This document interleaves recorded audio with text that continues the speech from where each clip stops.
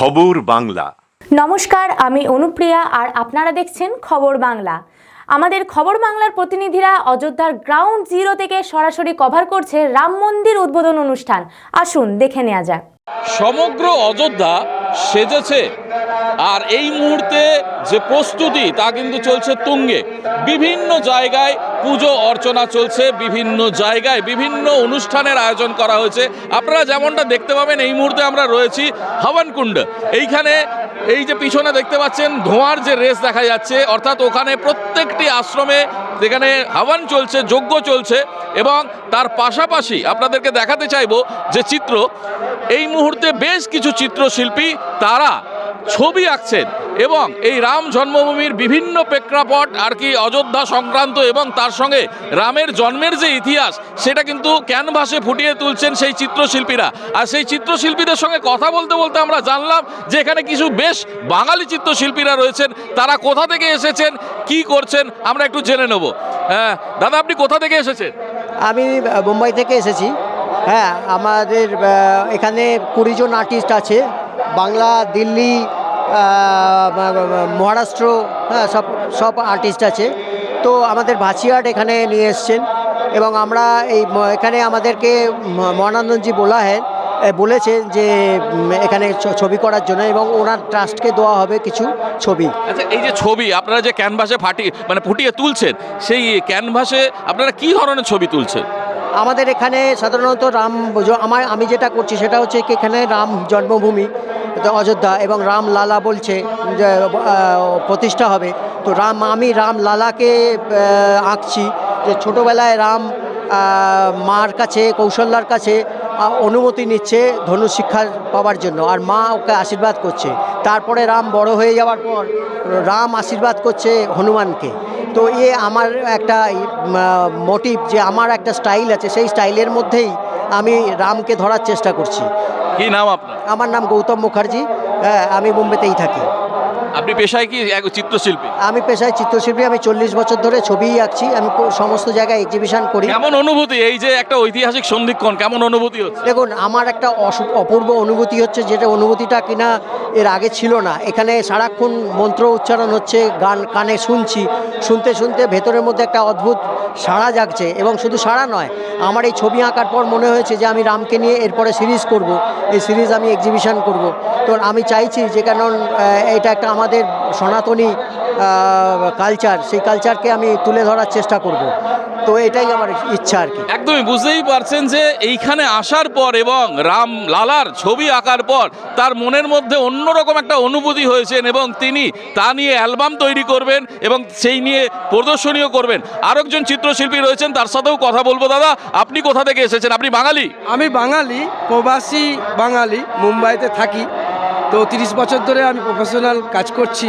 আমার জন্মস্থান, পৈতৃক জন্মস্থান, সেটা হচ্ছে শ্রী মায়াপুর নবদ্বীপ ধাম, চৈতন্য মহাপ্রভুর জন্মস্থানের ওখানে। তো কলকাতায় অনেক দিন ছিলাম, বোম্বেতে 20 বছর ধরে আছি।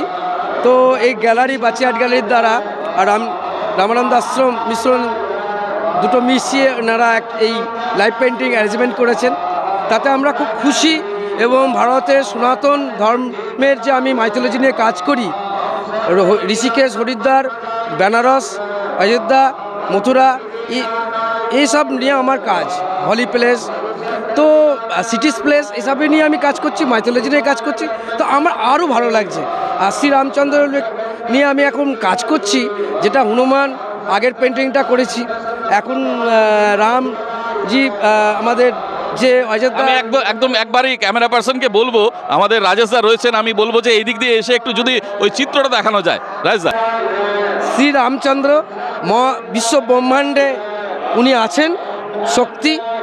এবং এই যে অযোধ্যা ধাম নতুন মন্দির যেটা স্থাপন হচ্ছে 500 বছর এত যুদ্ধর পর, এবং এই যে ঘাটে দিওয়ালি অনুষ্ঠান হচ্ছে, টোটালি আমাদের ভারতবর্ষে সমস্ত জায়গায় দিওয়ালি অনুষ্ঠান হচ্ছে।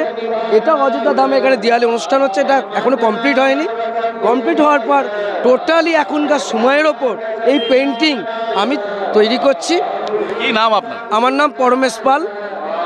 প্রবাসী মুম্বাই থেকে আমি এসেছি। বুঝতেই পাচ্ছেন, শুধুমাত্র বাঙালি না, প্রবাসী বাঙালিরাও কিন্তু এসেছেন এবং বিভিন্ন ধরনের চিত্রশিল্পীরা রয়েছেন। তারা বিভিন্ন ধরনের তাদের ক্যানভাসে ফুটিয়ে তুলছেন রামলালার যে জন্ম কাহিনী। এবং দাদাকে দেখেও মনে হচ্ছে বাঙালি। আপনি আপনি কোন জায়গা থেকে এসেছেন? আমি দিল্লি থেকে এসেছি। আমি বর্ন অ্যান্ড বট কলকাতা। আর আমাকে এখানে ডাকা হয়েছে যতক্ষণ না রাম মন্দির ইনগ্রেশন আছে ততক্ষণ আমরা লাইভ পেন্টিং মানে করবো। এখনো তো দুদিন বাকি, আপনারা দুদিন ধরে আঁকবেন এখনো? হ্যাঁ, এখন আমি এসেছি 17 তারিখে। তো রাম ভট্টাচার্যজি অ্যান্ড ভাচি আর্ট বোম্বে ওরা আমাকে এখানে নিয়ে এসছে। আমাদের টোটাল ভারতবর্ষ থেকে 20 জন আর্টিস্ট সিলেক্ট হয়েছে এর জন্য। তো এই কারণে আমাদের আনা হয়েছে যে আমরা কোনো পলিটিক্যাল নই, আমরা ভগবানের জন্য এখানে এসেছি আজকে। এটা ডেডিকেশন যে এই মুহূর্তের জন্য আমরা সাক্ষী থাকবো, যেখানে এত কয়েক শয়ে কর সেবকরা আহত হয়েছিলেন যারা রাম মন্দির বানানোর জন্য। আমরা সেই সময়টা তখন ছোট ছিলাম। তো এখন যেটা দেখছি যে আমাদের এটা ভীষণ সৌভাগ্যের ব্যাপার যে আমরা আজকের এই মুহূর্তের জন্য কালকে বিশেষ মুহূর্ত 12:28 থেকে 28 মিনিট কত সেকেন্ড থেকে 12:29 মিনিট কত সেকেন্ড অবধি 80 সেকেন্ডে যে আমাদের যে ভগবান রামচন্দ্র যখন যজ্ঞ করেছিলেন ত্রেতা যুগে, সেই যজ্ঞের ঘণ্টা জ্যোতিষীরা বার করেছেন। এই সময়টা আমি এই হোম যজ্ঞের খুশবু নেব বলে, মানে স্বাদটা পাবো বলে এখানে আসা। আর তো আছেই কিছু।